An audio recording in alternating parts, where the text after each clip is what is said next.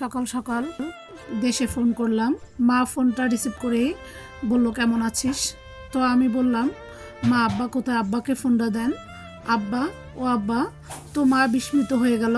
আসসালামু আলাইকুম এভরিওয়ান, কেমন আছেন আপনারা সবাই? আল্লাহর অশেষ রহমতে আমি আমার পরিবার সহ খুব ভালো আছি। আজকের ভিডিওটিও একটি বাস্তব কাহিনী নিয়ে আপনাদের মাঝে উপস্থাপন করব। আশা করি আপনাদের ভালো লাগবে। তো পুরো ভিডিওটি মনোযোগ সহকারে না টেনে দেখুন। সকালবেলা দেশে ফোন দিতেই মা ফোনটা রিসিভ করলো। মাকে বললাম, মা ফোনটা আব্বাকে দেন। মা বিস্মিত হয়ে চুপ হয়ে গেল, কারণ বরাবরই মার সাথে কথা বলা হয়। অনেক সময় দেখা যায় মার সাথে কথা বলতে বলতে আর বাবার সাথে কথা বলা একদমই হয় না। সেজন্যই হয়তো মা অবাক হয়ে কিছুক্ষণ চুপ থেকেছিল। তারপর আব্বাকে ফোনটা দিয়েছে।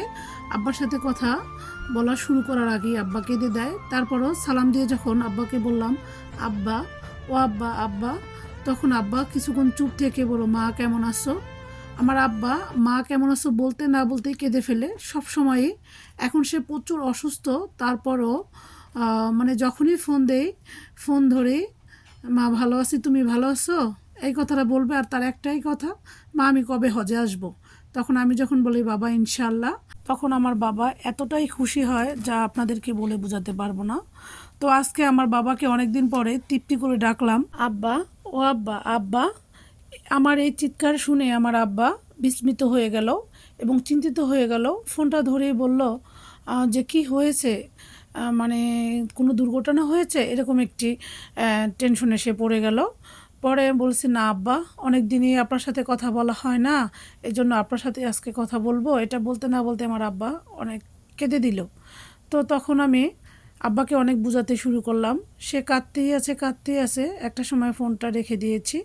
কিছুক্ষণ পর মা আমাকে ফোন দিয়ে বলল, তোর বাবার সাথে কি এমন কথা বলছিস? তোর বাবা তো কাঁদতেই আছে, কাঁদতেই আছে, নামাজে দাঁড়িয়েও নাকি সে কাঁদতেই আছে। তখন এই কথাটা শুনে আমি চুপ হয়ে গেলাম, বড় দীর্ঘশ্বাস ফেললাম এবং আমার মনটাও একদমই মলিন হয়ে গেল। আমিও কাঁদতে শুরু করলাম। বাবা 1 থেকে 1.5 মাস হসপিটালে ভর্তি, বাইক অ্যাক্সিডেন্ট করে। তো কালকে হঠাৎ প্রেশার হাই হয়ে একদমই অবস্থা বেশি ভালো না।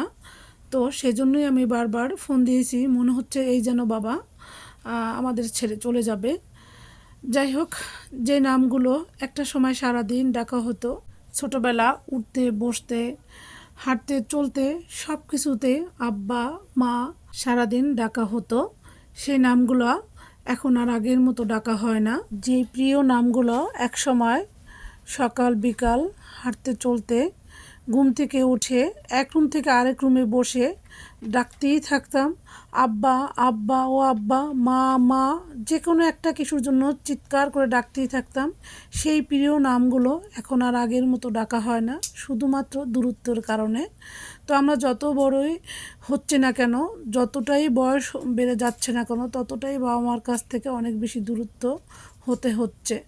তো কি আর করার, এটাই বাস্তবতা, এটাই প্রকৃতির নিয়ম। সব কিছুই সহজে মেনে নিতে হচ্ছে।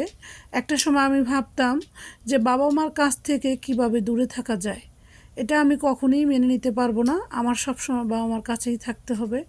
সেই বাবা মাকে ছেড়ে আজকে কত দূরত্বে পড়ে আছি। কবে যে বাবা মার কাছে যাব, কবে যে বাবা মার সাথে দেখা হবে জানি না।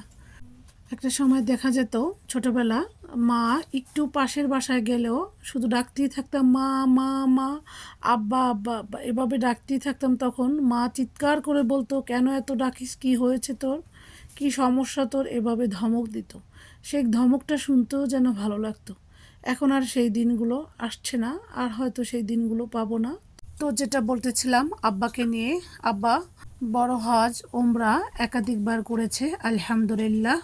তো এইবারও রমজান মাসে হজ করার জন্য সব কিছু গুছিয়ে মার্চ মাসের 10 তারিখে ভিসা লাগার কথা ছিল। তো কি দুর্ভাগ্য দেখেন, 9 তারিখে আমার আব্বা বাইক অ্যাক্সিডেন্ট করে, পা প্রচণ্ডভাবে ভেঙে যাওয়াতে 1.5 মাস হয়েছে হসপিটালে ভর্তি। তো আপনারা সবাই আমার আব্বার জন্য দোয়া করবেন, তিনি যেন অতি দ্রুত সুস্থ হয়ে সৌদি আরবের পবিত্র মাটিতে তৃতীয়বারের মতো এসে ওমরা হজ করতে পারে। এবারের ওমরা করার একটাই উদ্দেশ্য ছিল, দাদা এবং দাদুর নামে রমজান মাসে ওমরা হজ করবে। যাই হোক, আমার আব্বার পবিত্র আশাটা আল্লাহ এখনও পূরণ করেনি, জানি না পূরণ করবে কি না। আমার আব্বা, আমি দেখেছি বাবা মাকে সবাই ভালোবাসে, তো আমার আব্বা এতটাই তার বাবা মাকে ভালোবাসে তা আমি আমার নিজের চোখে এরকম দেখতে পাইনি। এখনও প্রতি শুক্রবারে তার বাবা মার কবর জিয়ারত করবে, কান্নাকাটি করবে, বাবা মায়ের নামে দান খয়রাত করবে। আমার বাবা খুব রাগী এবং খুব আবেগী। আমিও সেম আমার বাবার মতো হয়েছি, আলহামদুলিল্লাহ। বাবার মতো হতে পেরে আমি অনেক বেশি সুখী। আমার বাবা ছোটবেলায় দাদাকে হারিয়েছেন, তার কবরটাও দেখার ভাগ্য আমার বাবার জোটেনি, সেজন্যই তার মনটা আরও বেশি খারাপ। তাই মায়ের কবরে গিয়েই কান্নাকাটি করে, আর বাবা মা দুজনের জন্যই দান খয়রাত এবং নামাজ রোজা দোয়া সব কিছু বাবা মা দুইজনকে ঘিরেই আমার আব্বার। আল্লাহ যেন আমার বাবাকে নেক হায়াত দান করে। আপনারা সবাই আমার বাবার জন্য দোয়া করবেন। তো আমার আজকের ভিডিওটি কেমন লেগেছে অবশ্যই কমেন্ট করে জানাতে ভুলবেন না। তো আজকের মতো এখানেই বিদায় নিয়ে নিচ্ছি, পরবর্তী ভিডিও দেখার আমন্ত্রণ রইল। আল্লাহ হাফেজ।